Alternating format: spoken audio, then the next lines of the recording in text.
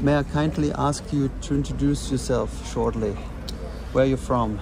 My name's John, and I'm from the northwest of Scotland, from a small island off the northwest coast, the Isle of Lewis. And I grew up on the west side of that island in a small village called Arno, and looking over the North Atlantic, and the next stop's Canada, so can't get any further away from where I am right now.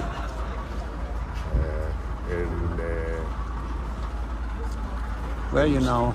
I'm in Sylt, on the northwest coast of Germany. A small island with a lot of similarities. Sand dunes, heather. No rocks and mountains though. There's sheep here. It's a nice enough place. A lot of similarities. And what's the next stop at the most northern point of East-North Sylt?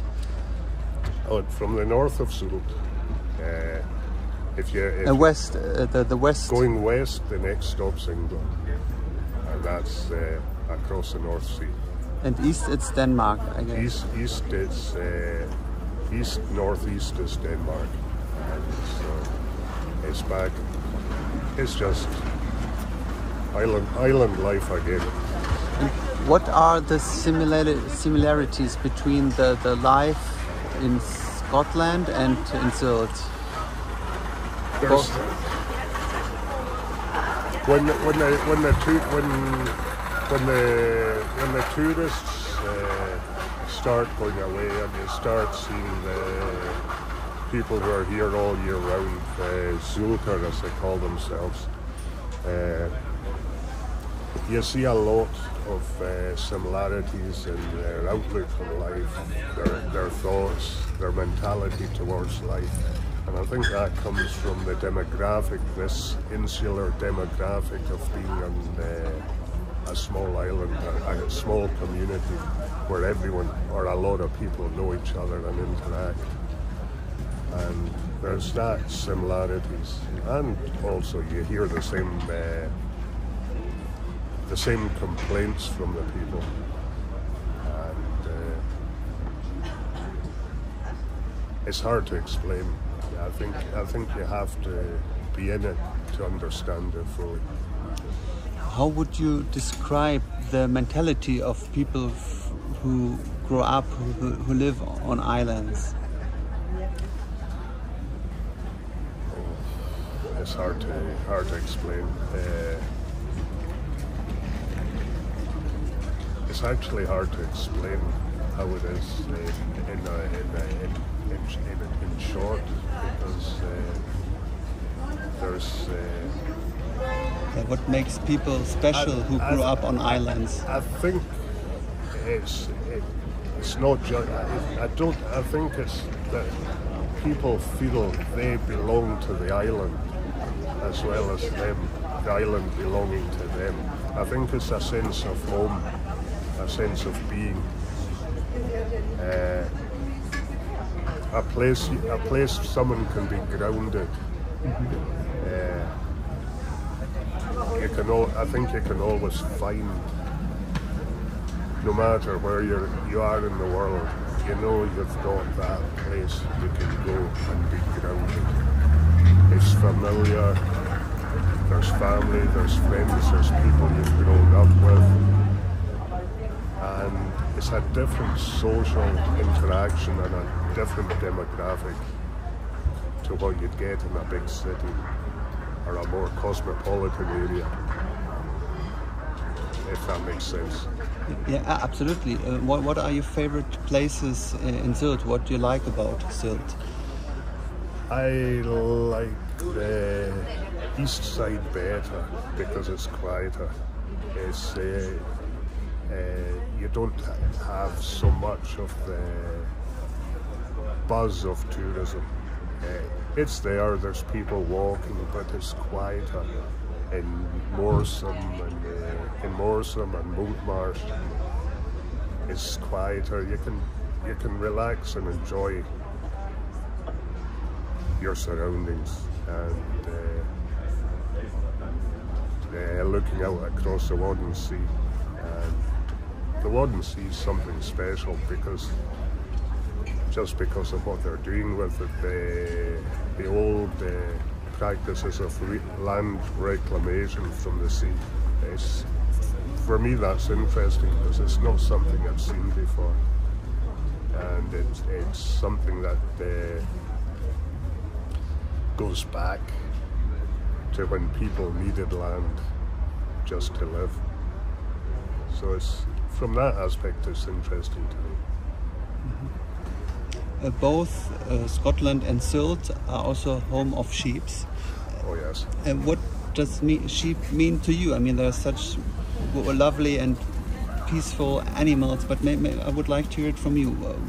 What's your connection to sheep? Have you been around them when you were growing up in Scotland, and how do you find them? What do they mean for you?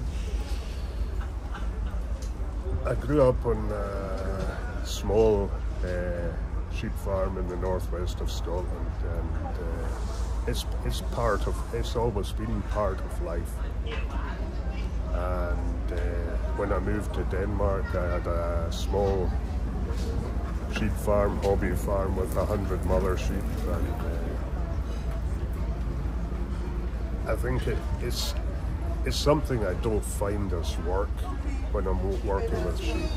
It doesn't come across as work to me. It's just something you do, something I've always done, and I find it peaceful, very grounding when out herding on Sylt with a nomadic flock, and because you get more in touch with how the animals behave and how they interact with the land and move with the land, and it's like they're in their natural setting, and it's like they're meant to be here and doing what they're doing. What are the main benefits of nomadic shepherds, both for the animals and for the natures, for the ground?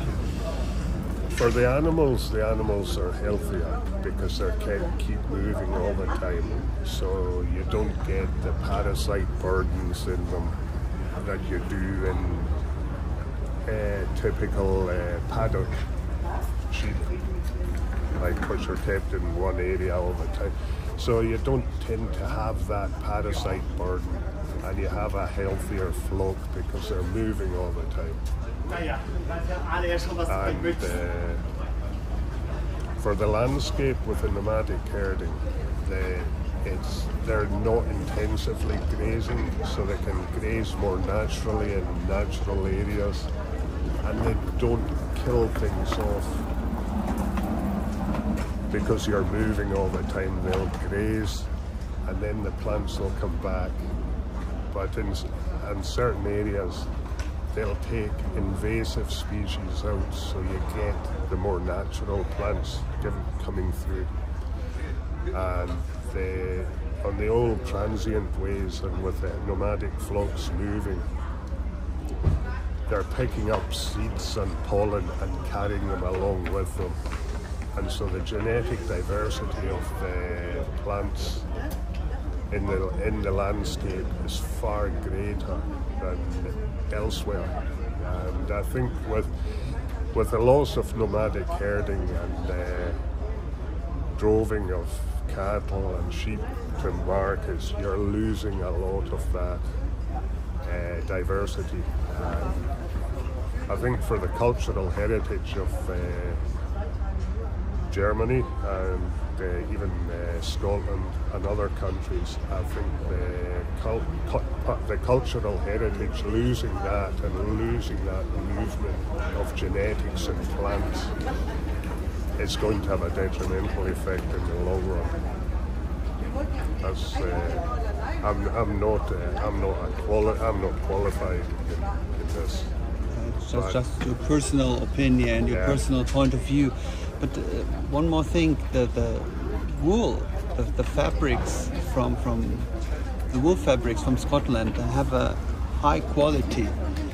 that they're used for making trousers, jackets, coats, many more things.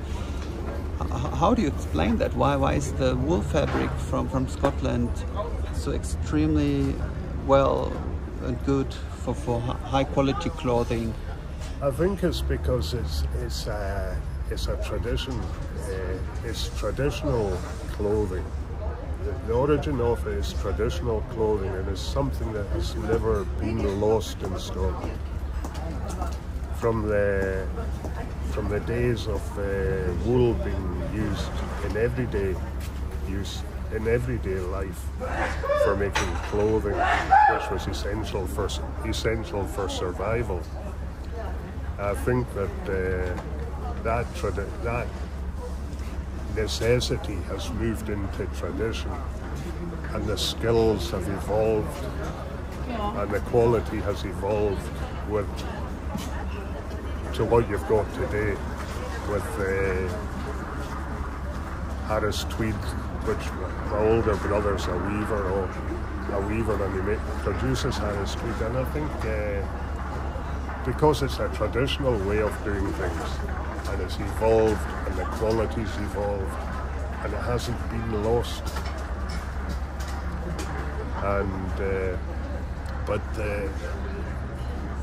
the nomadic flock Utah has is they have the wool quality of them. There's a good wool quality, and it's something that we're working on to produce items from, and we've got projects that we're trying to get into and move ahead with regarding the wool to actually make the flock more sustainable, not so it's sustainable the full way around. And is there today, is there still like appreciation for something as a high wool fabric quality from Scotland? For example, is it still appreciated as it was decades and centuries ago? I think today there's more awareness of the sustainability of the products, and that the value of wool as a sustainable and biodegradable product. I think there's people are actually proud of it, of the fabrics that are produced. And I can only speak from my own experiences growing up where I did, and it's when I was growing up in the 70s, the likes of tweed was seen, like Harris Tweed was seen as a professor's jacket type fabric, but now it's moved into fashion and design accessories, and there's younger people coming into the design side of things, and the colours are using suit better for fashion, for the likes of bags. It's not just jackets and trousers now, it's bags and it's dresses and it's other things. They're moving, exploring other markets. Yeah, even carpets and textile art. Yes. Yeah. So it's continually evolving, and I think that's part of the secret of it, is continually evolving. But I guess also the value of the sheep is seen better now, as you said, for the diversity of species, for sustainability. I think we witness a comeback of the sheep, at least in Germany. Yes, but it's a struggle for the shepherds. It's not an easy life, and they're struggling with contracts that contracts and so many other things. Bureaucracy is heavy on them. Administration, and it's the same across. I think it's the same across Northern Europe. The whole bureaucratic side of things is becoming very paper heavy, and it's taking so much time of the shepherds, and they're not getting the support they need when times get hard and times get difficult. And I think there could be more innovations from the politicians, the political tier of society, to promote and drive this forward. That's my opinion on it. Because I feel that the shepherds are struggling on all aspects of things. And I also feel that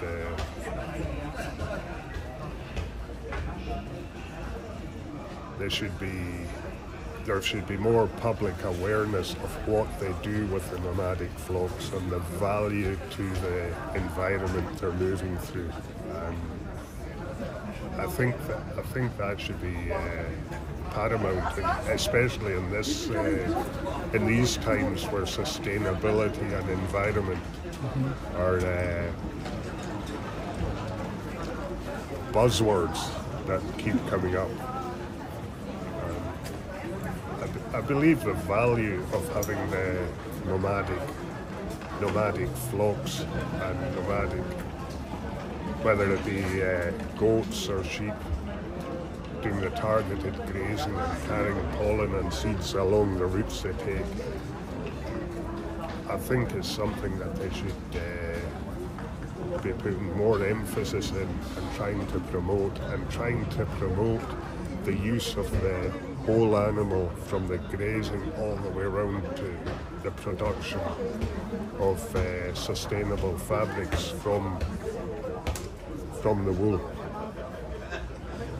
How dangerous is the blue tongue virus for sheep and goats, especially for sheep? For the sheep, it can be up to 40% mortality rate with sheep that contract blue tongue. So the impact of that can be phenomenal. And the suffering of the animals is phenomenal in it. And now not only have you got blue tongue, but you're getting blue tongue again with reinfection, and it's almost like no one knows about it. And the figures 2-3 weeks ago were 220,000 dead sheep in Germany. 220,000? Yes. That's a huge number. Yes. And I'm not so involved in that side of things, and I'm not qualified in that aspect of things. But it's horrific, the suffering, and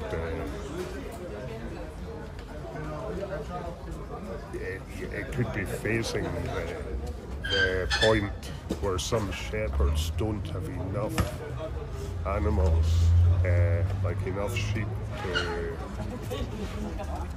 to fulfill their contractual obligations, and they haven't been helped, or the help has come too late. So that's what I feel anyway. Yeah, thanks so much for telling me your personal point of view. Yeah, I think Uta can give you a better idea. I'm very much looking forward to it.